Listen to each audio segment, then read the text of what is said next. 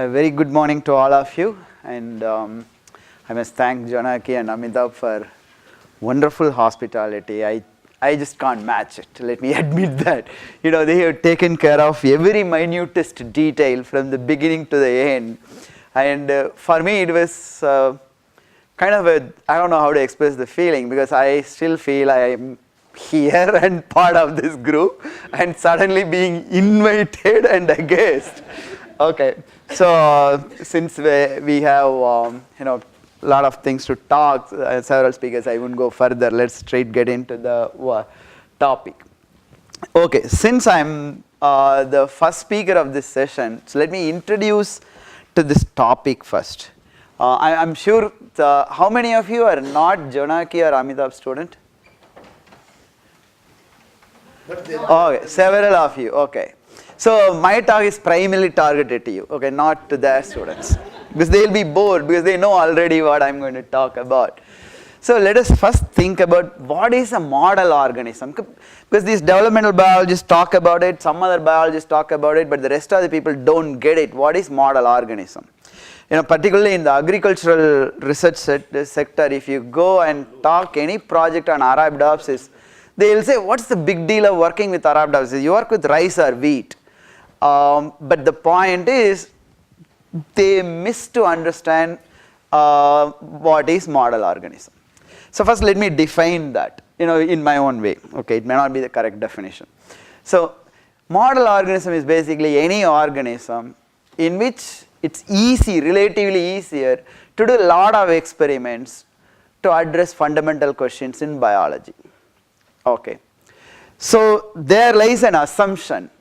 The assumption is that, okay, I select an organism, I understand a particular biological process, and the assumption is that it is going to be applicable in other organisms as well. Okay, so that is the underlying assumption, and that is what some of these application oriented people get worried about, and let me focus on that first. So what's the philosophy behind model organisms?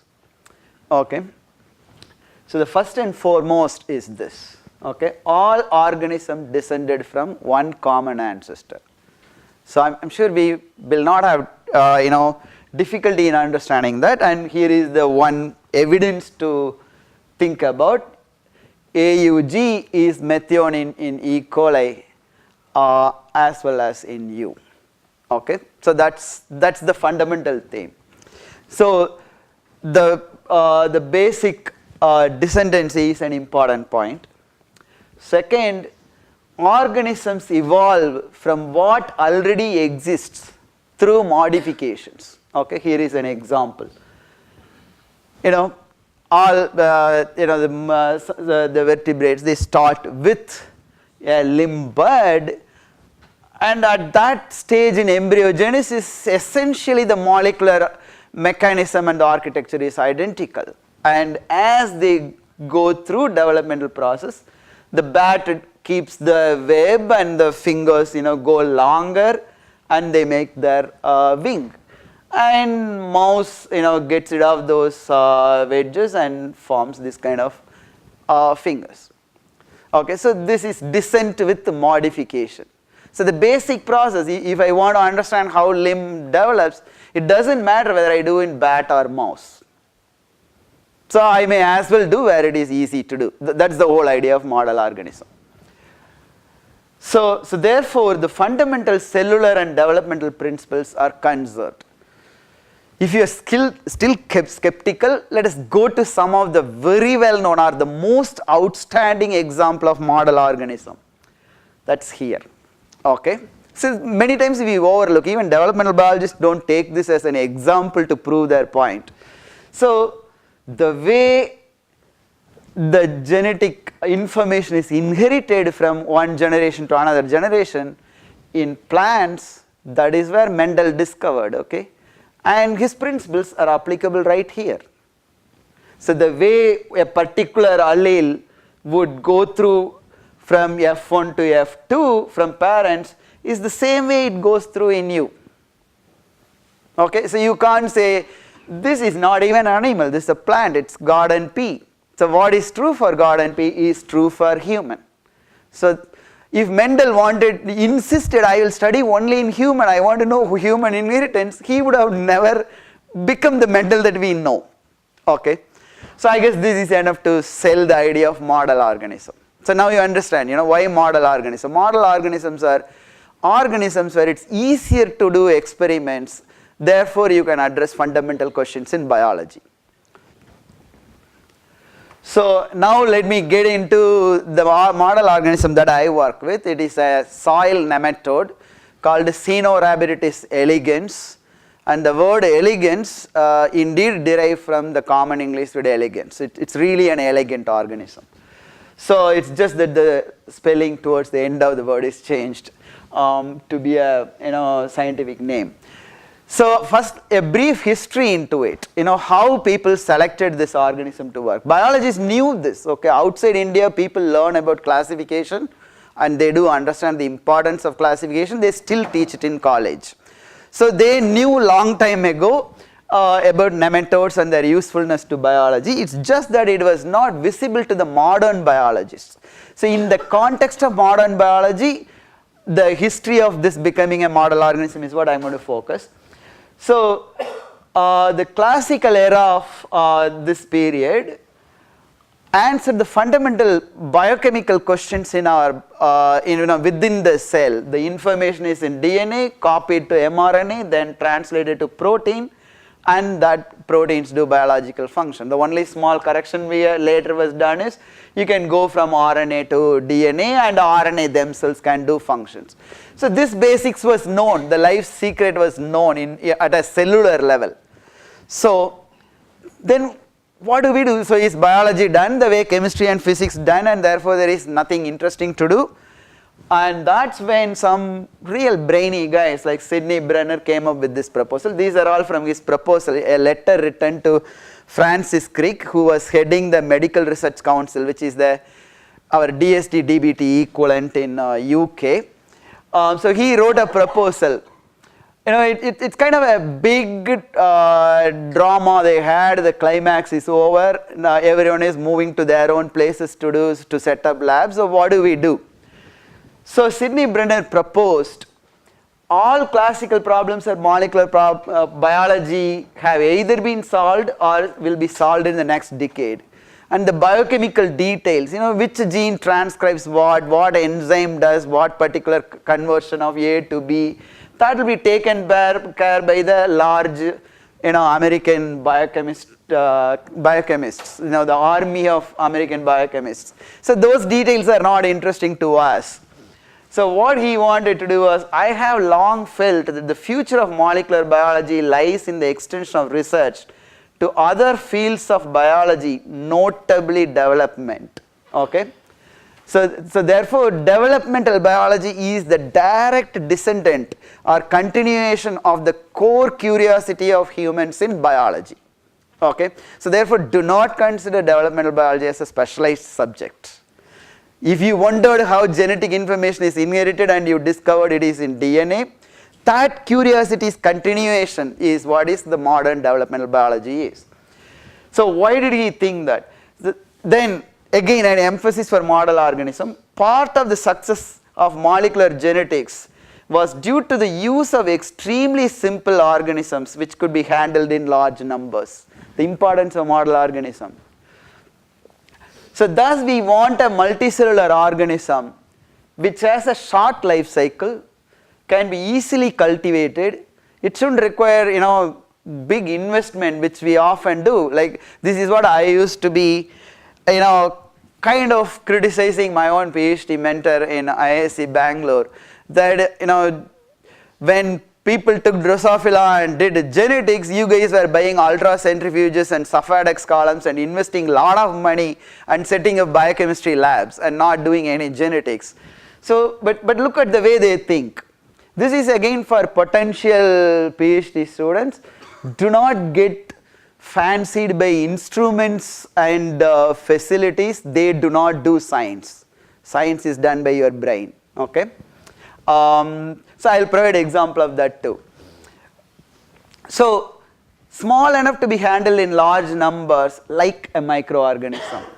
So we think we have a good candidate in the form of a small nematode worm. So that is how a molecular biologist picked up C. elegans as a model organism to address the fundamental questions in developmental biology. To start with, we propose to identify every cell in the worm and track lineages. Okay, a significant part of this talk will be about that topic. We shall also investigate the constancy of development and study its genetic control by looking for mutants. Okay, so this is what he proposed. These are in mid-60s. So here is the heroine, because she's a she. Okay. So why C. elegans? So many people think it's a long worm because that's how people know worms. This is 1 millimeter long. Okay, this is the head and that's the tail, and this whole thing is 1 millimeter long. And it has a short life cycle. It's transparent. You can see the internal structures. For example, these are the embryos. These are the oocytes in a single row, and this is where the earlier germ cells are. This is its pharynx, the throat part, and this luminous stuff is the intestinal cells, and that it's anus, it's a mouth. So all structures can be readily seen with no dissection. This is a live one. It is just anesthetized for photographing. Very small. We use 35 mm plates, not the 90 mm that you use for yeast and bacteria. So in one such petri dish, you can have about 1,000 worms. So in a BOD incubator, you have millions of worms. Hermaphrodite, it makes sperm and egg. This I'll talk in detail later how that is useful. Simple anatomy, 959 cells. Okay. Male has 1031 cells, but they are not anything special. Those extra cells are exclusively meant for hunting and finding the hermaphrodite. Okay, so it's not any intellectual brain.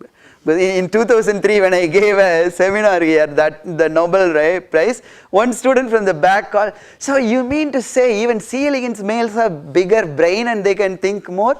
Not really. That bigger part of the brain is only used to how to attract the hermaphrodite. Okay.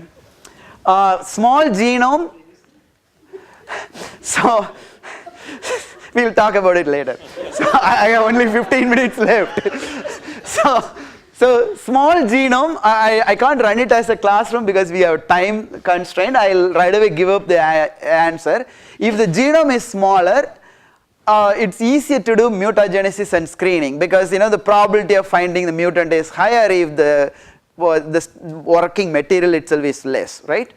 If I had to search you out of 10 people, 1/10 chance of finding you, out of 100 means then it's 1 in 100, right? So that's why small genome is helpful for doing genetic screens. It's 30 times smaller than human if you want a comparison. Complete genome was known in 98. So 97 I joined as a postdoc, and 98 the sequence was available. It was so comfortable for me at that time. Reverse genetics. So I'm actually going to do in a reverse way. First I'm going to introduce you to lineage, then reverse genetics, and then I'm going to come to genetics. Because this is for modern students maybe more attractive. So this is how the worm moves. Okay. So even while it moves, I can find the embryos and germ cells in it. So that's interesting, long tail. So that's the worm. This is a hermaphrodite, adult hermaphrodite. Okay, so how do I stop? This is an issue. Escape. Huh? Escape will, oh good, okay, good. Because I spent time practicing how to turn that on, but I forgot how do I come out. Okay. So its nervous system has 302 cells. Okay. So it's small enough that it gives you a real hope of understanding the foundations of how nervous system works. Okay, with the current tools. The next best model organism, no offense to you, is millions of neurons. Okay, so that is what forced Sidney Brenner to find another model organism. It was primarily chosen for that purpose. Okay, so this is the introduction. So now I'm going to talk about a little bit of what people do with it. Today what I'm going to do is mostly I'm going to focus on the classical thing that made this model organism more successful, and some of the modern stuff that we do tomorrow in the research talk I'll explain about it there. So this is the life cycle. So it lays out embryos every 20 minutes roughly, and an embryo becomes an adult in about 2.5 days. There are 4 molting stages, L1, L2, L3, L4, like larval stage 1, 2, 3, 4 onwards. And so first I'm going to focus on lineage analysis, because many of you are not working with very early invertebrates. You may not clearly understand an idea called the invariant lineage. So what invariant lineage means, so that's what I'm going to first focus. So I should certainly talk about this person. So his name is John Sulston. Okay, so he had one dissecting microscope, toothpicks, petri dish, that's it. With that he got a Nobel Prize. Alright. So for those of you who are obsessed with facilities, infrastructure. So what he did is, he took up the embryo, the first expectation of Sidney Brenner, that is finding out the entire cell lineage. What cell lineage means? Fertilized zygote is a single cell. It divides into 2 cells. 2 cell becomes 4 cells and lot of cells. Then finally at a later stage, for example, I take this cell and tell who were its mother and then grandmother and so on. Okay, the family tree of a given cell. Like in your body, if I take a cell in the skin right here, where did it come from? So that kind of a thing in these early invertebrates easy to do, because there the cell division pattern is identical from one individual to another individual. Okay, and the place where they are is again fixed. Like every C. elegans embryo will divide exactly at the same time into 2 cells, producing one large cell which we conveniently call the anterior side and one small cell at the posterior. And these cells will undergo cleavage in a fixed specific pattern. So therefore it is easier to watch. So all he did is take the zygote, watch it to divide, and then name this and then watch what happens to this. Like that, keep doing it till it becomes an organism. So that is what is getting the complete lineage. So till now this is the only organism for which we know that, complete lineage. Okay. So I'll play this little video. This is the only other video I'm going to play.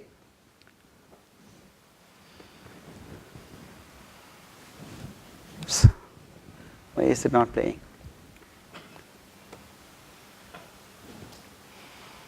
Okay, it's again that extended disk phenotype is happening. Okay. So if I move this, will it do? No. So anyway, so this is a single cell, it's just fertilized. This is one pronucleus, this is the other pronucleus, they have not met. This is called pseudocleavage. Don't assume this is 2 cells. So then later it will divide and so on. So what you would have seen is the cleavage you would have seen in the movie. The same thing in a movie format. So he watched that. So the advantage of invariant lineage is, today I take this and watch up to, let us say, 28 cell stage. Then I grow tired and leave it and go. Tomorrow I come, take another embryo which is already, let us say, 16 cell stage or whatever, little overlap. From there I can continue, because the cell division pattern is same from one individual to another individual. That is what is invariant lineage. So what's the big deal of doing it? One, you can identify defects at single cell resolution. Second, you can get unexpected discoveries, and that's what I'm going to highlight, because that's one of the success for which C. elegans is known. And this lineage, when he did this, like for example, this is AB cells, posterior cells, right side, posterior and on, each one is one generation. And that many at the generation cell is called B, that divides in this pattern. And finally when you follow this particular cell at the anterior died. do it in another embryo, assuming that in your microscope examination you killed it, again it dies. Do it for the 100th embryo, again it dies. Then John Sulston knew these are dying through developmental programming. So the programmed cell death or apoptosis, that word existed before. Many people mistake it that apoptosis was discovered in C. elegans. The idea was there, but C. elegans provided the unequivocal proof that apoptosis indeed happens. Cells not only die through accidents and injury, they are programmed intentionally to die to generate structures. And that was discovered. This was not like a goal-oriented research. Unless otherwise you follow curiosity, you are not going to make such discoveries. This is one outstanding example to illustrate that point. So this is what came out of lineage. There are many other things, but I can't get into it for half an hour talk. So this is one highlight of what you can get out of lineage. So is it big deal? It's maybe nematode specific? No. Actually, nematode doesn't die with if apoptosis is killed. But see, this is a mammalian embryo, it's a mouse. If apoptosis doesn't happen, look at what happens to its brain. Okay. So what is true in worm at fundamental cell biology is true in other organisms as well. So much so that the proteins in this pathway from mammalian can be used to substitute the C. elegans and vice versa. Some of their functions were illustrated that way. So this pathway was illustrated by deciphered by another scientist called Bob Horwitz. So Sidney Brenner, John Sulston and Bob Horwitz, all three shared the Nobel Prize for this discovery. So next is reverse genetics. RNAi, again an accidental discovery, but I am not going to get into the detail. So I will tell you what RNAi is. So RNAi is simply a way to reduce the function of a gene without mutating it. So you make double strand RNA for any gene of your interest and inject into the gonad of the worm, and in this example if you are targeting a gene involved in germ cell formation, and germ cells don't form and therefore embryos don't form, and you get the sterile phenotype. So if you are doing a genome wide screen, then for a gene if you get this phenotype, then you know that gene is important for germ cell development or some way in making gametes. And it is sequence specific. So if you target, these two are highly closely related genes, but when you target one like PUF8, only PUF8 mRNA disappears and not the other one. And you can do it multiple ways. One is injection, the other one is double strand RNA. You can take it in a tube, soak the worms in it, take the worms and put in bacterial lawn. So bacterial lawn is the food for worms, and then you will see in the progeny the loss of function phenotype. Okay. So when injection was difficult, we thought this was a great thing, but then human beings are always greedy, right? So people thought even this is cumbersome. So now most of the time we do this. So the protein expression vector that is routinely used in bacteria, the T7 based expression. So people just engineered it to have T7 on both sides. So therefore with one RNA polymerase you can make both the strands in E. coli and feed that E. coli to the worm and look at the progeny for the phenotype. So this is what nowadays done. So E. coli can be made in glycerol stock in microtiter plates, therefore you can have a library of the entire genome for doing RNAi. So therefore RNA is done in many organisms now, but in no organism you can do as robustly and quickly and cheaply as you do in worms. So the whole genome screens are very common in C. elegans. You don't need to be in a big place to do this. Again, not only just ease, there are certain unique advantages of RNA. For example, when I began as a postdoc, I wanted to focus on how primordial germ cells develop, and we focused on couple of genes that were predicted since the genome sequence just became known. We knew that they shared similarity to a Drosophila gene known to be involved in an embryonic patterning role, but however the protein was perduring in the germline. So we wanted to find whether it has a germline role. Conventional genetics would not have helped us find this because these two genes have overlapping, largely redundant functions. If you don't have one gene, the other gene will take care of it. So RNAi allowed us to simultaneously target both, and we found that when you reduce the activity of both the genes, the worm is sterile. Okay, so therefore RNA has certain unique powers in this kind of a situation, particularly when genetic redundancy is expected. RNA is better than conventional genetics. So now I'm already going to run out of time, so I'll quickly tell you about what you can do with the regular genetic screen. So probably I'll highlight this point alone because I told you it's a hermaphrodite producing male and sperm and egg. So what are the advantages of that? So C. elegans actually combines the advantage of being a loner as well as having a partner situation. Okay, so the problem, if you have requirement of partner, if you get lost in an island, only 1%, Homo sapiens will not be there after your death. But if you put a C. elegans hermaphrodite, C. elegans will be there.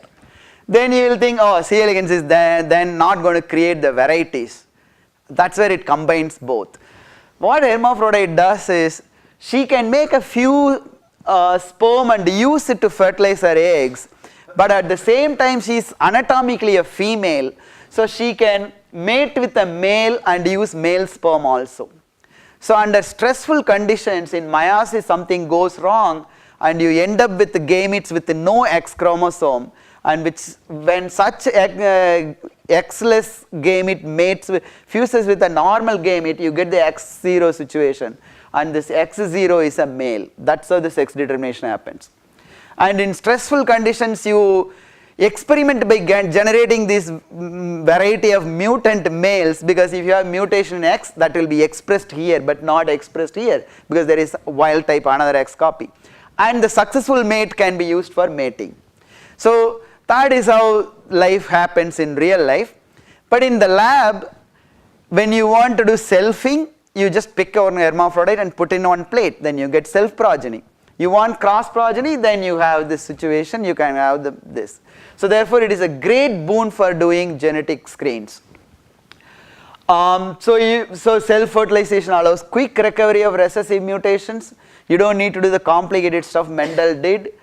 And the progeny screened is twice the number, because normally you mutagenize either the male or female, but here, so which means you are only mutagenizing one of the gametes.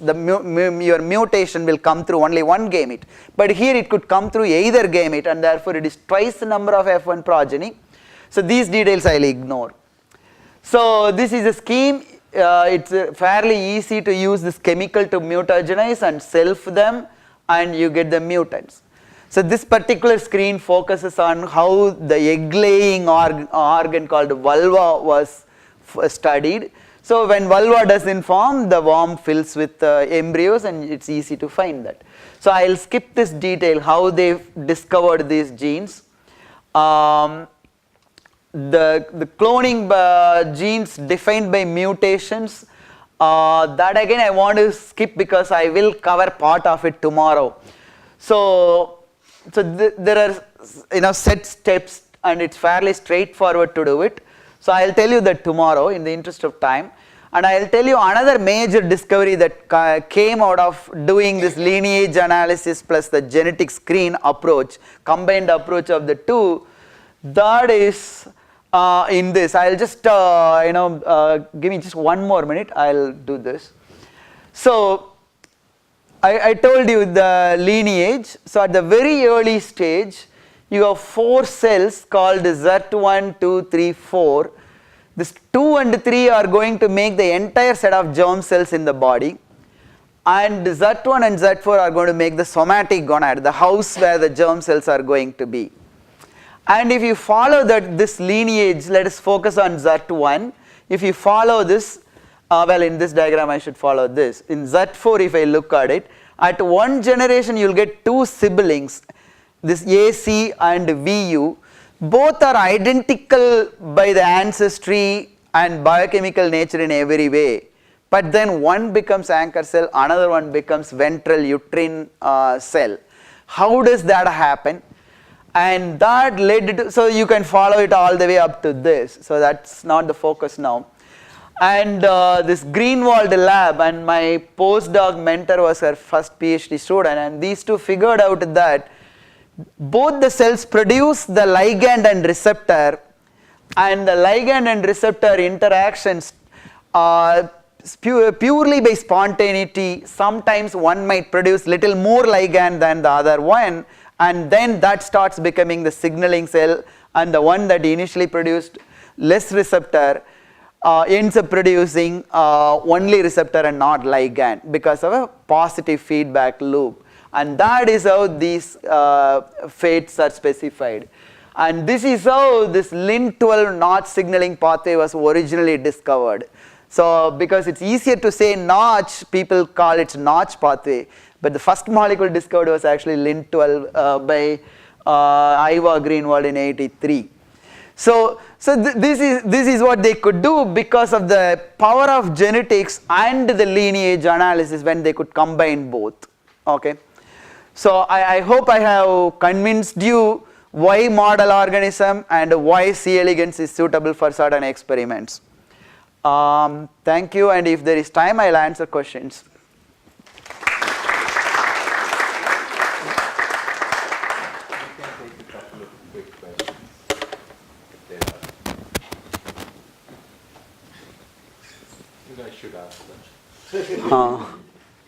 It's morning, right? They need some time to warm up. Maybe after coffee. Yeah, right. So thank you very much, Subbu. You're welcome. Oh, yeah. Just a small question. So can you tell the C. elegans hermaphrodite and male apart by eye? Oh yeah, easily. Probably if you come in the morning, by lunchtime I can train you to do that. And if you spend 2 more days, I can train you to recognize when they are very young, because that's important to set up the crosses. Yeah, adult male is very easy. It has a, the body is very slender and has a nice half hook kind of structure at the tail, moves very fast. The younger ones will not have that kind of a hook. The tail morphology will not be easy to identify. But if you keep observing, you will be able to notice the way its gonad is, and you will figure it out. So far, no one struggled. Yeah. Yeah. So I'm still stuck with that extra neuron that the males have. Yeah, yeah. So the males make an effort to find the hermaphrodite. Right. Hermaphrodite doesn't make any effort. No. Oh, fantastic! Got my answer. Right. There are a lot of evolutionary ideas to it. We should discuss this later. Okay, thank you. Sure.